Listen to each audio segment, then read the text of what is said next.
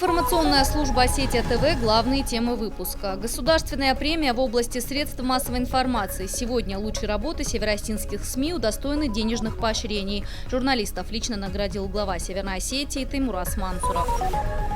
Сбыт оружия из республики в Московскую область пресекли североосетинские силовики. В ходе спецоперации изъят целый арсенал боеприпасов. Во Владикавказе открыли мемориальную доску памяти Шамиля Джикаева. Ее автор – родной брат поэта. Памятную табличку установили на доме, где долгие годы жил Джикаев. Эти и другие темы далее подробно. Самое острое орудие у этих людей – перо. Сегодня журналисты получают премию главы Северной Осетии в области СМИ. Их труды в различных номинациях признали лучшими. Конкурсная комиссия рассмотрела 97 работ, опубликованных в прошлом году. Материалы эксперты оценивали на соответствие заявленной тематике, аргументированность и оригинальность подачи. Сразу два материала наших коллег Осетия ТВ удостоены награды. В номинации «Проба пера» отличилась Ангела Кубалова. Документальный фильм «Арфа» победил в номинации «Тема года в России». Премия главы республики в этом году вручается впервые и отныне станет ежегодной. Поощрение работников СМИ инициировано журналистским сообществом. По словам Теймураза Мансурова, необходимо пополнять ряды профессионалами своего дела. Кстати, 1 марта в Североостинском госуниверситете открывается школа молодого журналиста. Лично мое мнение такое. Это очень важное направление в жизни нашей республики. Наша республика одна из самых образованных республик. Это даже не заслуга нашего с вами поколения. Мы просто наследники этой большой и хорошей репутации. Нам нужно стараться держать этот уровень высоко. Образованное общество очень требовательно к тому, что оно видит, слышит и что читает. Поэтому быть понятым и попасть в поле зрения, в хорошем смысле, такого образованного сообщества, это значит, надо очень много работать над собой. В Северной Осетии задержали преступников, которые сбывали огнестрельное оружие. Спецоперацию по задержанию провели сотрудники ФСБ и МВД. Силовики перекрыли канал незаконной поставки боеприпасов. Их нашли при осмотре нескольких жилых домов в пригородном районе. Изъято 7 единиц огнестрельного оружия, 12 взрывных устройств, а также патроны различного калибра. По факту незаконного сбыта оружия возбуждено 2 уголовных дела. Преступникам грозит до 6 лет лишения свободы. В станице Архонской открыли новый центр обслуживания клиентов Севкавказэнерго. Он 9-й по счету в нашей республике. В здании установили кассы и терминалы для платежей за электроэнергию и другие коммунальные услуги. Также по всем волнующим вопросам жители пригородного района смогут проконсультироваться у юристов. Центр обслуживания клиентов появился здесь в рамках акции «Единый день информационной открытости», которую проводят грантопоставщики Северокавказского федерального округа и Калмыкии. А вот сегодня у нас для Архонского энергосбытового отделения праздник. Посмотрите, какая красота. Для населения очень удобно. Он находится в центре села. И у нас очень много плательщиков, стариков и старух. Им будет теперь легче до нас добираться. Так что это очень, для них очень выгодно и удобно. Мы принимаем платежи от населения, от юридических лиц.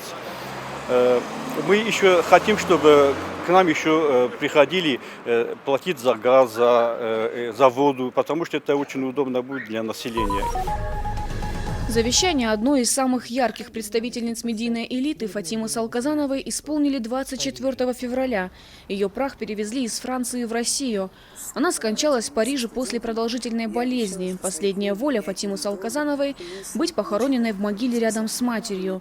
Ее останки теперь будут покоиться на Новодевичьем кладбище в Москве. Первая церемония прощания с выдающимся журналистом прошла в православном русском храме в Париже.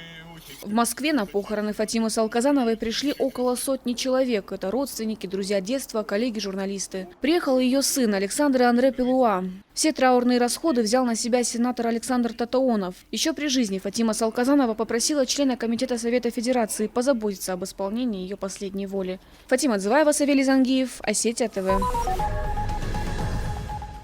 Эта трагедия никого не оставила равнодушным. Почти 4 года назад не стало великого поэта Шамиля Джиккаева. Его убили при загадочных обстоятельствах. Тело нашли на окраине Владикавказа с многочисленными ножевыми ранениями. Незадолго до этого писатель оказался в центре скандала, вызванного его стихотворением «Отправляются волчата совершать хадж». В нем профессор обличал человеческие пороки. В его адрес посыпались многочисленные угрозы. Стали ли его откровенные заявления причиной гибели, до сих пор неизвестно. В народе он, как и прежде, человек, который ничего не боялся и развивал остинскую драматургию. Спектакли, поставленные по его произведениям, они стали вехой для остинского театра.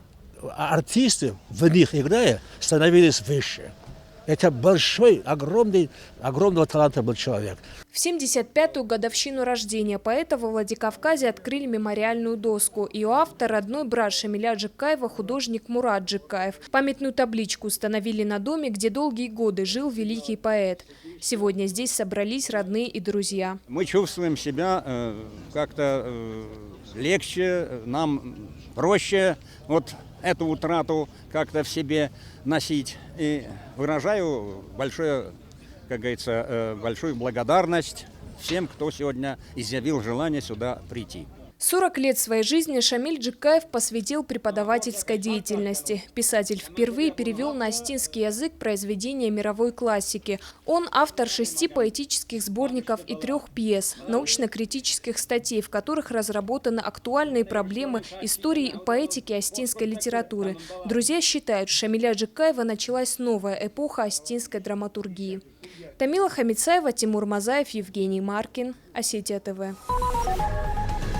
Музыка их связала. В литературной гостиной Владикавказа прошла презентация документального фильма «Пусть грянет музыка». Это история о создании и творческом пути национального эстрадного оркестра Кима Суанова. Труппа выступает на сцене уже более 20 лет. Сотни выездов на гастроли, тысячи концертов. Единственный в республике джаз-бенд стал национальным достоянием. К созданию киноленты привлекли первые составы коллектива. По словам создателей картины, невозможно за 50 минут рассказать и показать богатство и самобытность джазовой музыки. Поэтому принято решение в скором времени продолжить цикл фильмов. Рассказать за 50 минут историю 20-летнего коллектива с каждым человеком, где каждый музыкант, оркестрант, даже грузчик, подносчик, мартировщик сцены – это все личности, и это история, и это наша культура, культура Осетии.